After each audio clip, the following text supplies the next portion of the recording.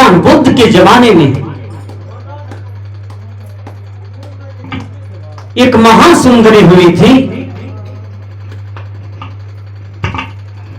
उसकी सुंदरता के आगे में बहुत नारी माता बहन फेल, और उसे घमंड हो गया कि मैं उसी राजा की बेटा से शादी करूंगी जो मेरे प्रश्नों का उत्तर दे दे। बहुत से राजा का बेटा आए लेकिन हार करके चले गए। सबको हरा दिए, कोई नहीं टिक पाया। भगवान बुद्ध को पता चला कि एक राजा की बेटी महासुंदरी है और उसे अपनी सुंदरता का बहुत घमंड है। आज भी हमारी माता बहन लोग अपनी देह को सजाती है, श्रृंगार करती है। केस को साफ रखना, सभी माता बहन से निवेदन है कि अपने बाल को साफ रखो। यह सुंदरता नहीं है, यह सबको करना चाहिए। हां, बाल को यदि काला करते हैं तब आपके अंदर में विषय है, तब आपके अंदर में वासना है, तब आप भटक रहे हैं। उम्र हो गया 56 सल्तन का, 60 का, 10 हाथ में अलता लगा रहे हैं, तब आपके अंदर में गड़बड़ियां हैं, तब आपका अंदर में इच्छा है, भोग की इच्छा है, भटकने की इच्छा है। आप संसार में भटक रहे हैं। ये मोछ है, ये उजला हो रहा है, इसको हम करिया बनाते जा रहे हैं। हम कहते हैं नहीं, करिए रहने दो। तो आपके अंदर में इच्छा है, इच्छा वशीभूत मानव भटकता। केवल साधना चाहिए शांति के लिए, कुछ भी चाहना चाहिए शांति के लिए। साधना कीजिए तभी शांति मिलेगी। ये धर्मस्वरूप साहब जी बता रहे हैं। इच्छा जगाती है क्रोधानल को, जिससे मनुष्य भटकता भटकता। ये मूंछ रंगाने का जो इच्छा है तो आप भटक रहे हैं। दाढ़ी रंगाते हैं, बाल रंगाते हैं तो आप भटक रहे हैं। विचार कीजिए, ये 10,000 वाला साया साड़ी ब्लाउज पहन रहे हैं तो आप भटक रहे हैं। आप चाहते हैं कि हम सबसे सुंदर हो जाएं इस बस्ती में, इस गांव में, इस नगर में, बाजार में। मैं पूछता हूं, राष्ट्रपिता महात्मा गांधी इतने बड़े संत, इतने बड़े विद्वान आदमी, लेकिन वही 5 हाथ का खादी वाला कपड़ा पहन करके देश को आजाद कर दिया। कपड़े से मनुष्य का महत्व नहीं होता है, कपड़े से किसी की विशेषता नहीं होता है। कीमती कपड़ा पहन लीजिए, चरित्र अच्छा नहीं है, कोई भी आदमी आपको अच्छा नहीं कहेगा। 5 टका की कपड़ा है, आप गरीब हैं, निर्धन हैं, चरित्र अच्छा है, विचार अच्छा है, साधना अच्छा है, व्यवहार अच्छा है, तो आपका फोटो का पूजा होने लगेगा।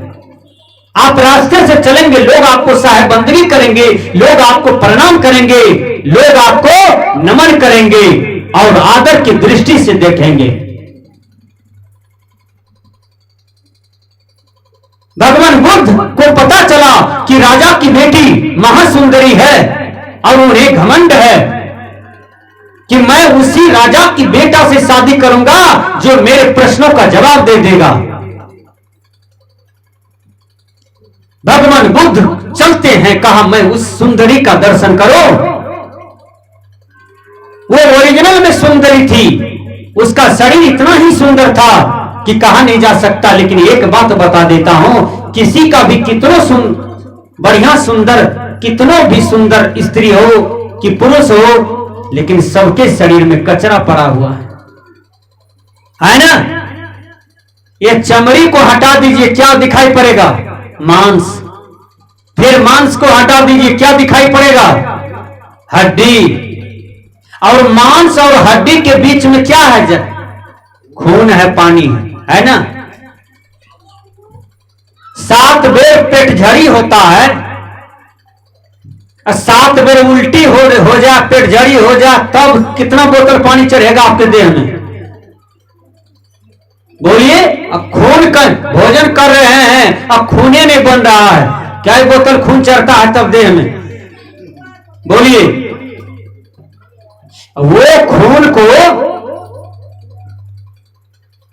वो खून सबके शरीर में है, वह पानी सबके शरीर में है। खून और पानी पर यह शरीर जिंदा है। अब खून और पानी शॉर्ट हो जाए तो यह शरीर में कहीं कुछ नहीं, लोग डेड कर जाता है, मर जाता है। तो यह शरीर में कचरा है ना। खून पानी क्या है? मांस क्या है? हड्डी क्या है? भोजन करते हैं, पैखाना निकलता है 1 किलो, 1.5 किलो, 2 किलो, आधा किलो पैखाना है।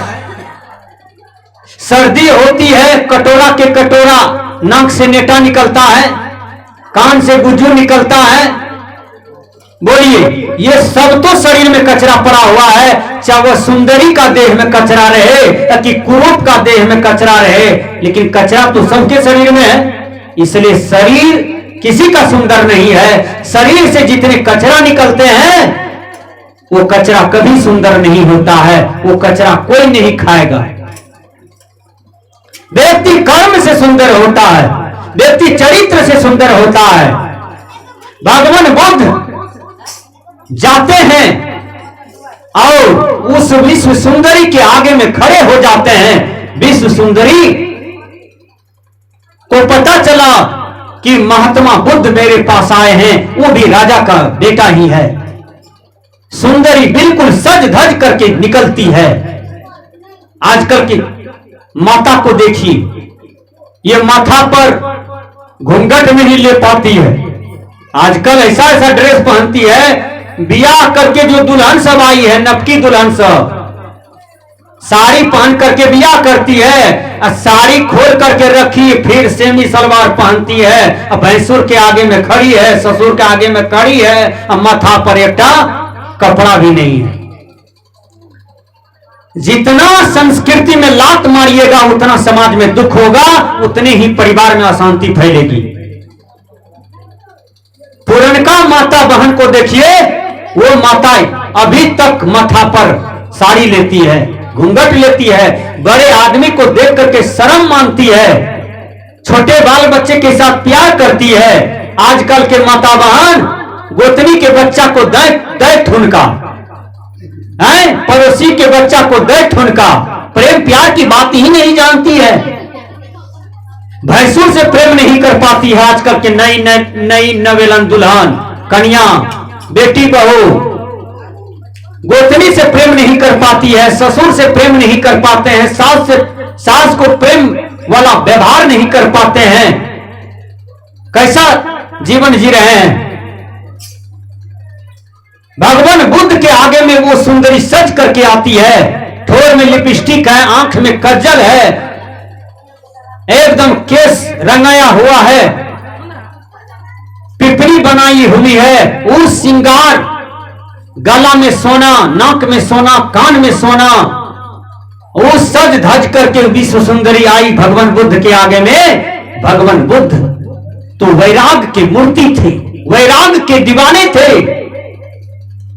विश्व सुंदरी जब आती है बुद्ध के आगे में तो भगवान बुद्ध अपनी नजर को फैलाते हैं।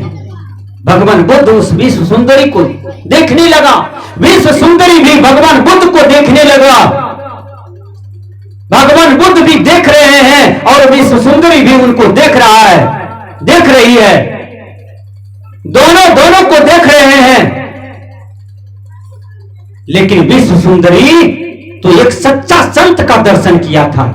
आप लोग पढ़े हैं कि साधुनम दर्शनम पुण्यम, साधुओं के दर्शन से पुण्य होता है। विश्व सुंदरी भगवान बुद्ध को एक टक देखने लगे और भगवान बुद्ध भी एक टक देखते रह गए विश्व सुंदरी को। तो विश्व सुंदरी क्या अनुभव करती है भगवान बुद्ध का दर्शन को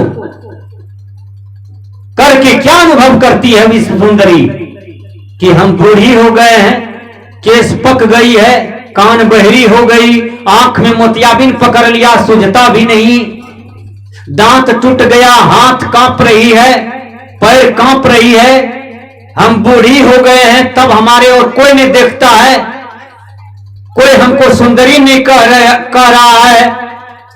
देखिए भगवान बुद्ध का दर्शन करते करते विश्व सुंदरी बदल जाती है, परिवर्तन हो जाती है।